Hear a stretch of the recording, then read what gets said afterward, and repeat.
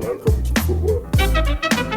Today we have Deano Sibson on the podcast. Welcome to Footwork, Deano. Thank you very much for having me, guys. We're really pleased to be here and hope everyone's well. Yeah, it's great. So, Deano, tell us a little bit about yourself for our listeners who may be hearing your name for the first time.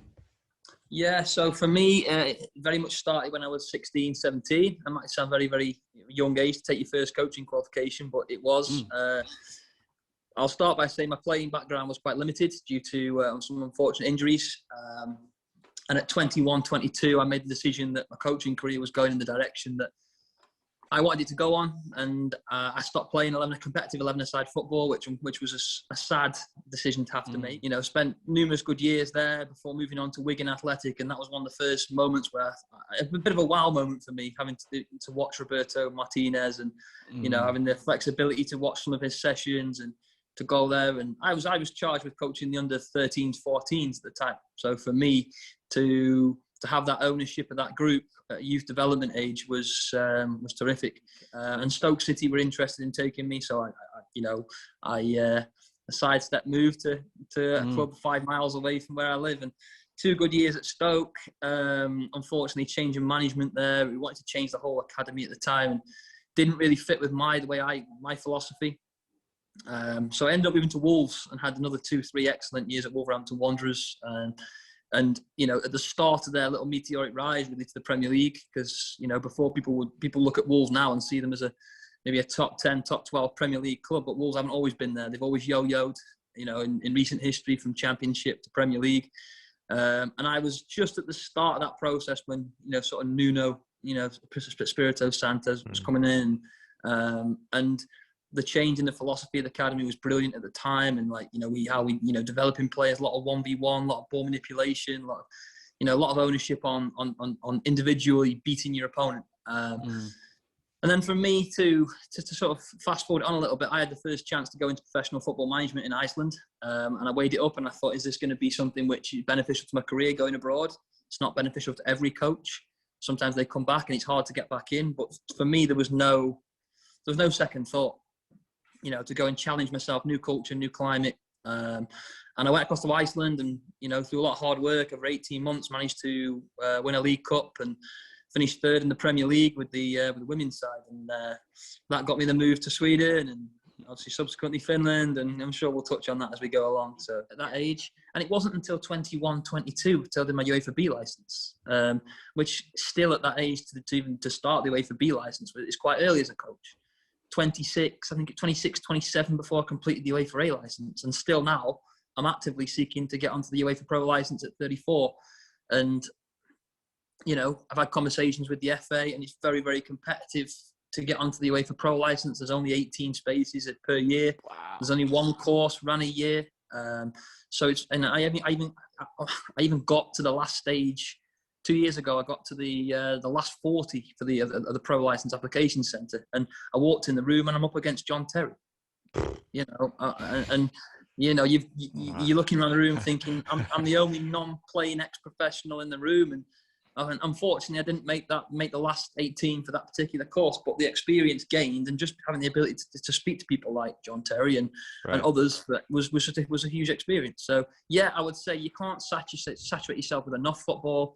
You know, you've got to be fanatical about it if you want to get to that. And that's the same for a player. You guys will know as players as well. You know, if you don't do the right things and you don't make yourself fanatical about your playing career, you know, you're only going to get to a certain level. And I'm a firm believer in the adage: if you always do what you've always done, then you'll always get what you've always got. You know, and that's one of the sayings which I say to myself most days. You know, how can you push yourself on a little bit more each day? Mm-hmm. No, I love that. I mean, I'm very... So for me, it's no different. I look at it and say, I've got a philosophy and I've got a methodology, but I can't imprint that until I get the right position. And I've got to keep working hard. I've got to keep speaking to the right people. I've got to keep making sure that I'm putting myself in the public eye, but I'm also updating myself with trends in football. You know, as we know now, you know, you've got to be aware that, you know, the rule changes. You know, how much is VAR having an impact on the game?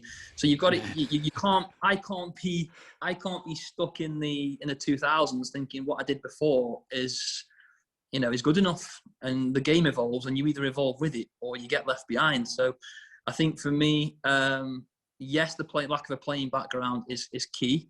But the reason why I went abroad in the first place was to sort of do a Graham Potter example, really, and say, okay, I'm not going to get in this way. I'm going to go abroad. I'm going to become a better coach by working with players from all around the world. Yourself included, Dylan, and many others. And I'm going to do it this way. When 2 trophies later and 3 countries later, I'd like to think I'm in a good position now to. Well, I am, because I spoke to chairman, I spoke to club owners, and some of them say you're not far away. Some of them you have conversations with, and hopefully things will happen in the future. But unfortunately, we're all governed by the current pandemic, and hopefully things change soon.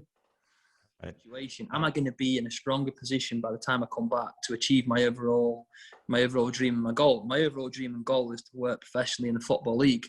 And the reason why I've said Football League and not Premier League is because I think there's a chasm of difference at the minute between the two. The Premier League would be fantastic, but I think the Football League the English Football League is an achievable goal. That's not saying the Premier League isn't, but I think you set a goal like that, and you're working every day towards it. So that was the biggest challenge going through my head was, am I going to be further away and show what I could do because of the financial situation at the club? But I look at it and say it was the right thing to do by going abroad. I'd do it again now. I've had the opportunity. You learn so much about yourself, your independence, and I felt like I became a better leader of men abroad, because I did that job relatively on my own with no backroom staff.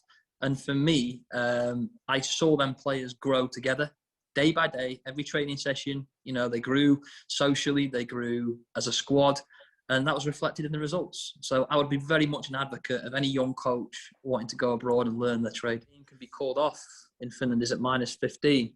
And I remember I was on the sideline and looking up at the thermometer, and it was -14. And we'd actually just got a goal down, and I was thinking, yeah, go on. Pick another one, yeah. I was scouting for Doncaster, and a contact of mine who was at Doncaster at the time, who's actually now the manager at Hull City, Grant, said to me, listen, Dean, you come watch a few games and just see what you think in terms of these players, potential recruits. And obviously that then became a little bit more oppositional analysis. And a lot of scouts in this country have this thing where on 70, 75 minutes, it's an unofficial rules of scout, where they go. And you look across in the scouting section, and a lot of scouts will leave on 70, 75, 80 minutes when the player's been taken off. But I would always look at the impact after the player's either gone off, and do the team miss that player, and what's been left behind. So I'm always a scout who I would stay 90 minutes to the end of the game, even if I was 3-4 hours away from home and got a long drive back. So, Sol Campbell, just to touch very first on Sol. Sol was somebody who I learned an incredible amount off in a very short space of time. And I was thirsty to learn off Sol, and this is a player who's represented England, played numerous Premier League, and that's Premier League football. So for me, being around this guy was I could only improve. This one's very important. Eddie Howe or Sean Dyche? I'm going to say Eddie Howe purely for the way that he tried to play some really brave football with ball. Footwork is sponsored by ourselves, but also Kong Fitness and Merchant Designs, baby. Follow us on Instagram at @Footwork_podcast. Twitter is @FootworkPodcast. YouTube and Facebook, just check out Footwork Podcast, search it. Email us if you need anything, any questions at footworkpodcast@gmail.com. And remember, plug, pass. Tell your parents, Amazon delivery guy, mailman, I don't know who, just tell them. Like, subscribe, review, all of it helps. Danke.